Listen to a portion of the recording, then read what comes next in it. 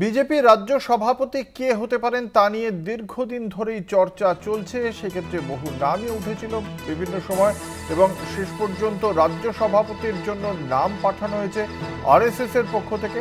তালিকায় একাধিক নাম রয়েছে, মহিলা মুখও রয়েছে এই বিষয়ে, এবং বিজেপি কেন্দ্রীয় নেতৃত্ব অবশ্যই এই বিষয়ে সিদ্ধান্ত নেবে, কিন্তু আরএসএস এর সুপারিশ অবশ্যই গুরুত্ব রাখে এই জাতীয় সিদ্ধান্তের ক্ষেত্রে। সেক্ষেত্রে আরএসএস এর এই রাজ্য সভাপতির নামের তালিকায় কাদের নাম রয়েছে তা নিয়ে শুরু হয়েছে রাজনৈতিক চর্চা। আমাদের সঙ্গে রয়েছেন আমাদের বিশেষ প্রতিনিধি অঞ্জন রায়। অঞ্জনদা, কি জানতে পারা যাচ্ছে, কাদের নাম আরএসএস এর পক্ষ থেকে সুপারিশ করা হতে পারে? দেখো, একাধিক নাম আছে। আমরা যা জানতে পেরেছি 5 জনের মতো নাম আছে, মহিলা মুখ আছে সেখানে।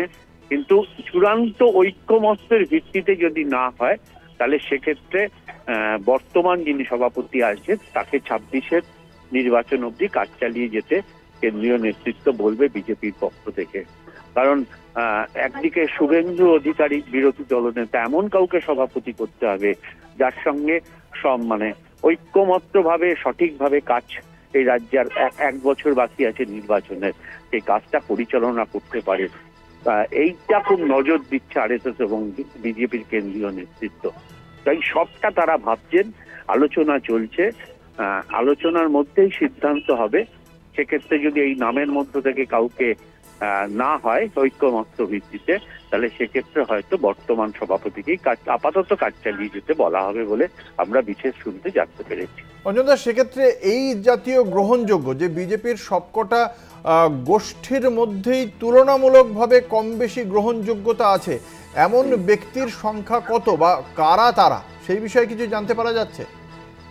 আছে, বেশ কয়েকজন আছে, বেশ 1-2 জন তো আছেই যাদের সব ক্ষেত্রে গ্রহণযোগ্যতা আছে।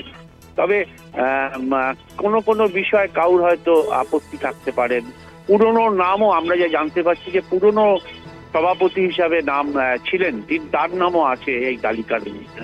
ফলে সবটা মিলিয়েই পাঠানো হয়েছে। এক ব্যক্তি এক পদের নীতি থেকে সেক্ষেত্রে কি বিজেপি কি সামান্য হলেও অন্তত নির্বাচনের কথা মাথায় রেখে সেই মাপকাঠিটা কি বাদ রাখছে? না, এক পদ এক নীতিতেই ঠিক থাকবেন তারা, এটা মোটামুটি বিজেপির সিদ্ধান্ত।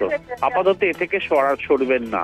সেক্ষেত্রে আমি যদি বলি বর্তমান সভাপতিকে যদি চালিয়ে যেতে হয় তাহলে সেক্ষেত্রে হয়তো কেন্দ্রীয় মন্ত্রিসভা থেকে তাকে কিছুদিনের জন্য মন্ত্রিত্ব ছাড়তে হতে পারে, এরকম সম্ভাবনাও থাকতে পারে বলে আমরা জানতে পারছি। ধন্যবাদ। আমাদের সঙ্গে ছিলেন আমাদের বিশেষ প্রতিনিধি অঞ্জন রায়।